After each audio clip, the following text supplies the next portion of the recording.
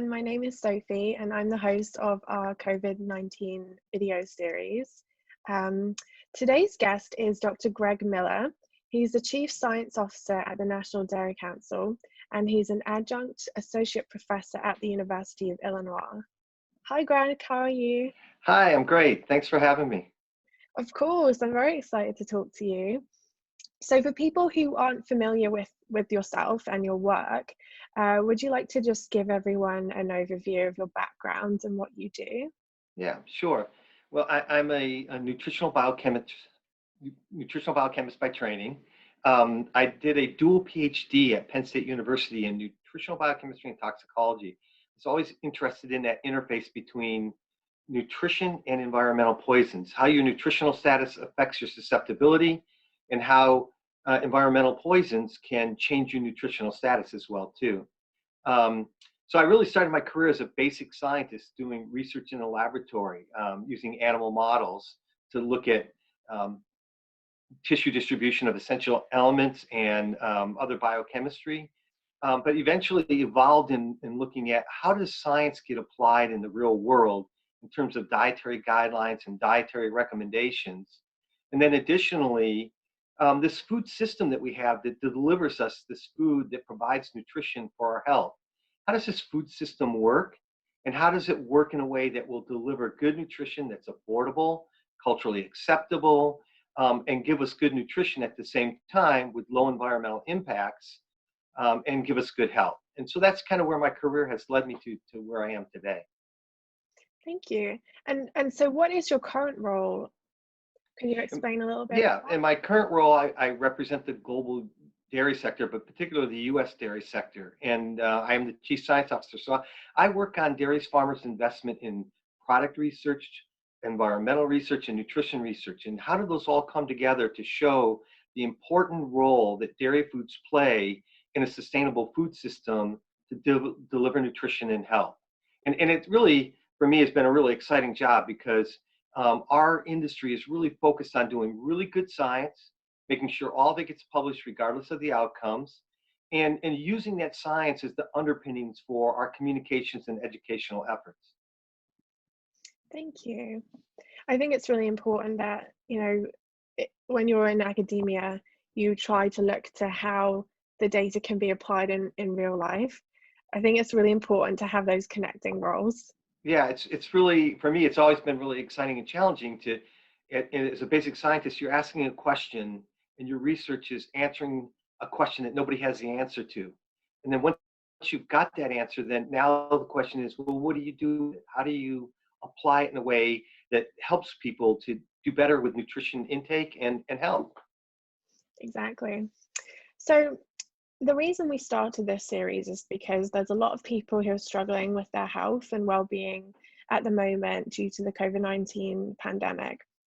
And so I would love to hear from you, what kind of struggles or challenges do you think people are going through at the moment in their health?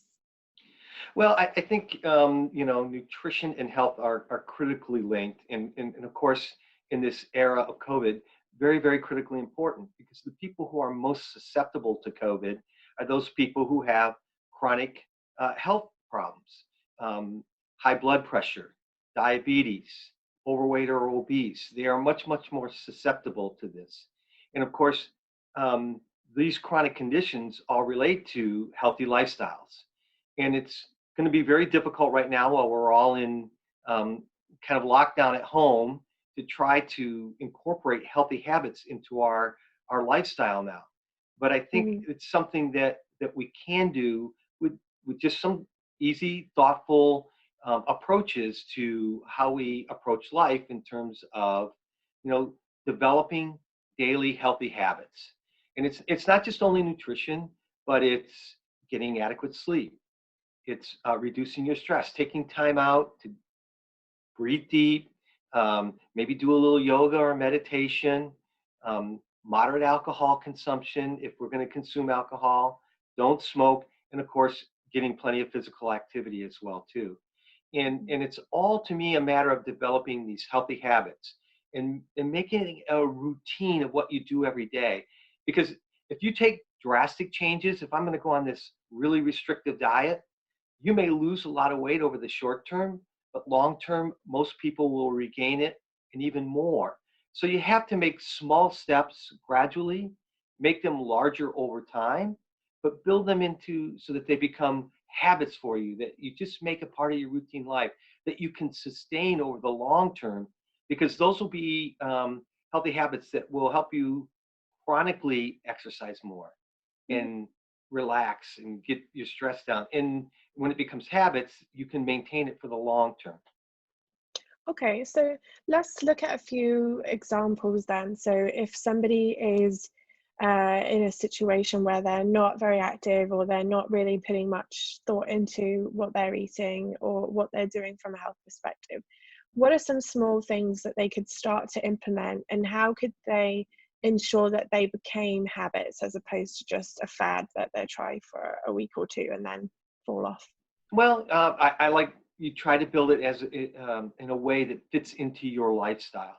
So Mhm. if you like to get up early in the morning, maybe when you get up early in the morning, that's when you take your walk and get your little bit of exercise in, or try to build it in your breaks throughout the day, rather than taking your break and just sitting back and watching TV or doing something.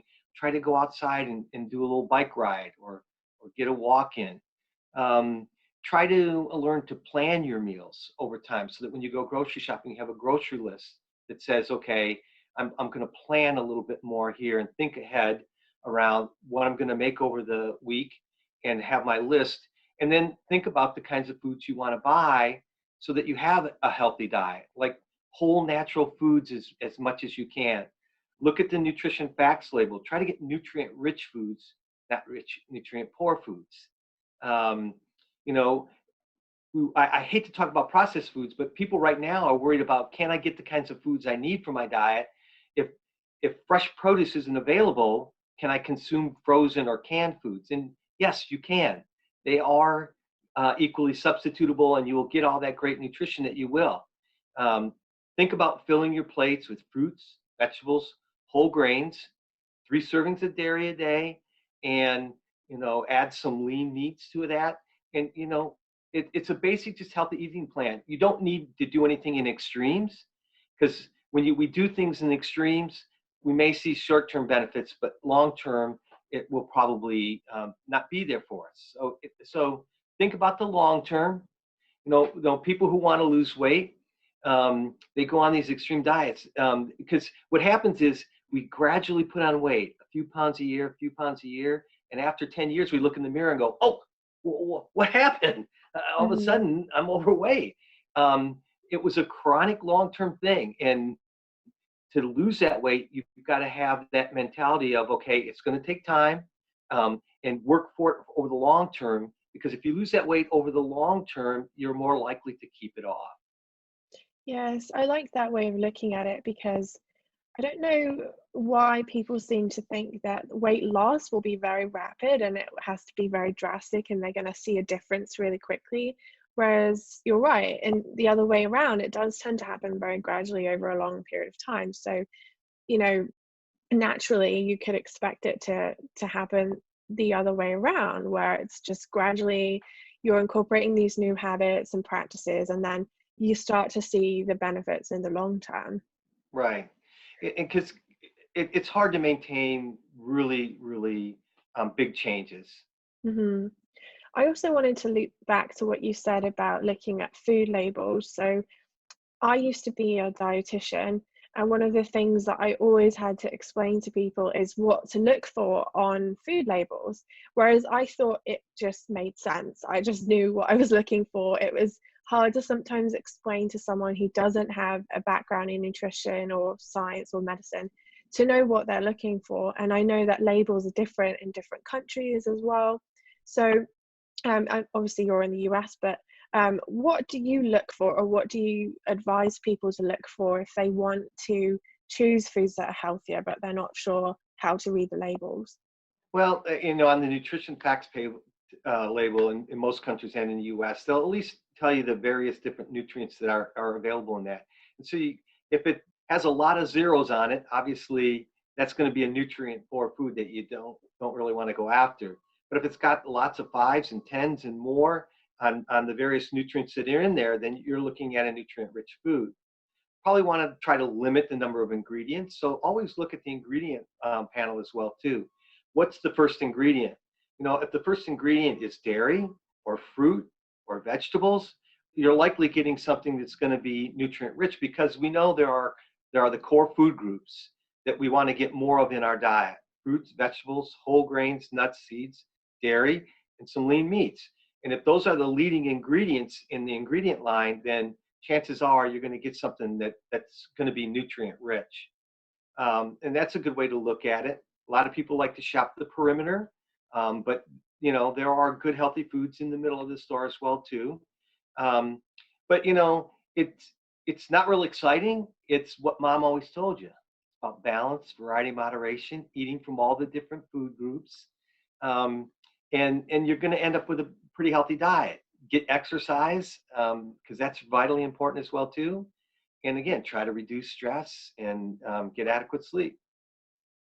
Yeah, that's really good advice. And I know sometimes I look at the list of ingredients and sugar is the first ingredient, and I think, oh, okay, that makes it easy now. I Yeah. know this is not going to be good for me. But you're right, it's very simple, but it's not necessarily something that everyone would think to do. So we've still got a fair bit of time. I'm wondering if we can talk a bit more about how to um, create healthier habits around the lifestyle that you currently have. Obviously, at the moment, there's not as much structure as there usually would be. Maybe people's sleep schedules are a bit differing each day. Maybe they've had to change quite a lot in their lifestyle if they have kids at home, or their working hours have changed, or they're unemployed. So how can somebody sort of look at the current situation and try to find the easiest ways of incorporating healthier habits if things are changing, or if they're going to change again in the future? Yeah, I'm sure that's going to be different for everybody. I think they have to kind of take a step back and look at what's going on in their life right now, and where there are opportunities to fit things in. So, for example, if you have the kids and you're trying to teach them at home, and that's a big important piece, maybe we look to physical activity with our kids, and doing some different things with our kids in terms of helping them develop those healthy habits as well too. So as a part of their educational program, try to find ways to build physical activity things into that. Teaching kids how to cook is a good way to incorporate learning for kids about, you know, ounces and measurement and temperature and some of those different things that could be incorporated into how you're teaching kids, but helping yourself as well too, in terms of bringing those healthy lifestyles into what your kids are doing as well too. Mm. If you're somebody now who's just got a lot more time on your hand, then that makes it even a little bit easier. You don't need to go to a gym. I love going to the gym, but while I'm at home here, I've learned to, you know, incorporate walking into my lifestyle as a new way to get that physical activity. I've got a few weights that I use to do some of the exercises, that a couple of barbells and stuff, and I have to fit that in between when I'm in meetings, when I'm not in meetings, when my wife wants me to be there to help with dinner. So you got to just kind of step back. But the biggest thing, I think, is really for people making the commitment. You know, you've got to really feel it inside and saying, I'm making this commitment now, and I can do it. Once you make that commitment and you start building those habits, you'll miss it when you're not doing it. One of the Mhm. things I miss most was I used to come home from work, eat a light meal, and run to the gym. Um, I can't go to the gym now. And at first, I kind of really missed that, because it was part of my lifestyle. But what I did is I turned that into walking, and saw an opportunity with my wife. So she comes with me and we go walk together, and it's an opportunity for us to connect. And it's working out very well. Yeah, that's great. I love to hear about the real life examples, because sometimes it's easy to think, oh, everyone else has got it easier than me, or everybody's got their own different challenges right now. Yeah. I know for me, I never used to buy groceries very often. I would just kind of wait till I ran out of everything and then realize I was ordering a lot and then make myself order online or something. But since the pandemic, I've actually got into the habit of going every week and stocking up and thinking ahead about my meals. And it has been really enjoyable. And I have been starting to um, look forward to it. And it's strange because it didn't used to be me, but it's one good thing that's come from the That's great. lockdown. That's great. You Yeah. know, one of the things that I wanted to mention as well too, though, is as everybody's locked down now and they're looking for information about nutrition and health, particularly as it relates to COVID-19. How do I prevent myself from being infected, or through diet, or is there a special diet I can consume that will all of a sudden boost my immunity? Mm, And I just want to caution people to be careful about information out on the internet. Unfortunately, there's a lot of misinformation out there. I've read a lot about elderberries all of a sudden and their relationship to immune functioning, and quite frankly, I don't see the science. And so be careful about people who are saying, you know, this diet's going to protect you or this supplement's going to protect you. You know, really, it's really about that healthy diet and healthy lifestyle. Your immune system works at your genetically predisposed level, and that's going to give you the best you can. You can't really boost it beyond that. There isn't some supplement you can take. I don't really like the term boost.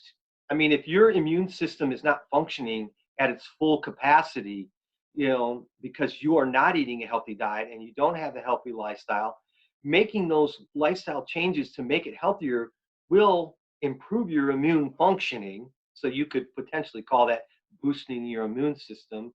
But essentially, it means it's not working at its full capacity because you aren't following a healthy lifestyle, because you're hmm overweight, or you have nutrient deficiencies. And we're always concerned about calcium, potassium, vitamin D. Those are always nutrients of concerns that most people don't get enough of in their diet. And so getting that balanced, healthy diet, like recommended in your dietary guidelines, is really important, to make sure that you've got your full capacity in working of your immune system. But to think that you're going to boost it beyond that, that's not going to happen. So be wary out there in the internet of misinformation and people who want to sell you some kind of cure. Um, that's not going to happen with diet. Yeah, I think that's a really good point. I actually saw some research coming through on LinkedIn today. A study had been done with vitamin D and COVID-19 specifically, and it was showing that that vitamin D helped to basically make it so that you had a milder form of the disease.